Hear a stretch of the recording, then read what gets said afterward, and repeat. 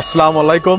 আমি সৈয়দ ইয়ানাত ইসলাম, গণযোগাযোগ সাংবাদিকতা বিভাগের একজন শিক্ষার্থী এবং আমার হল সলিমুল্লাহ মুসলিম হল। আগামী ডাকসু নির্বাচনে আমি স্যার সলিমুল্লাহ মুসলিম হল শাখার সহ সাধারণ সম্পাদক পদে নির্বাচন করছি ছাত্রদল মনোনীত প্রার্থী হিসেবে, এবং আমার ব্যালট নং হচ্ছে 5। আমি সাধারণত যা দেখতে পাই, আমাদের শিক্ষার্থীদের মাঝে একটা ভয়ভীতি কাজ করে গণরুম গেস্ট রুম কালচারের বিষয়ে। স্পষ্ট করে বলে দিতে চাই যে গণরুম গেস্ট রুম কালচার, এই কালচার আমাদের ইশতেহারের প্রধান এবং প্রথম বলা আছে যে গণরুম গেস্ট রুম কালচারের বিরুদ্ধে আমাদের দৃঢ় অবস্থান ব্যক্ত থাকবে।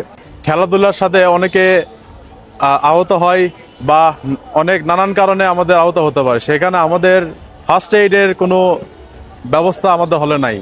তো এই ক্ষেত্রে আমরা প্রস্তাব রাখছি যে SM হল ক্লিনিক নামে আমরা একটি ফার্স্ট এইড প্রতিষ্ঠান হলে করব, যেখান থেকে শিক্ষার্থীরা ইমার্জেন্সি অর্থাৎ জরুরি স্বাস্থ্যসেবা পাবে।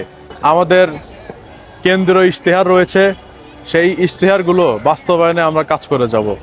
আমাদের হল সংস্কারের কাজ অনেক বাকি আছে, সেই সংস্কারগুলো করতে হবে যাতে সমস্ত শিক্ষার্থীরা নিরাপদে থাকতে পারে, এবং আমাদের অন্যান্য সমস্যা যেগুলো আছে সব কিছু সংস্কার করার উদ্যোগও আমরা গ্রহণ করব। এবং এর পাশাপাশি আপনাদের যদি কোনো সমস্যা হয়, সেই সমস্যাগুলোর দিকেও আমাদের সুনির্দিষ্ট নজর থাকবে।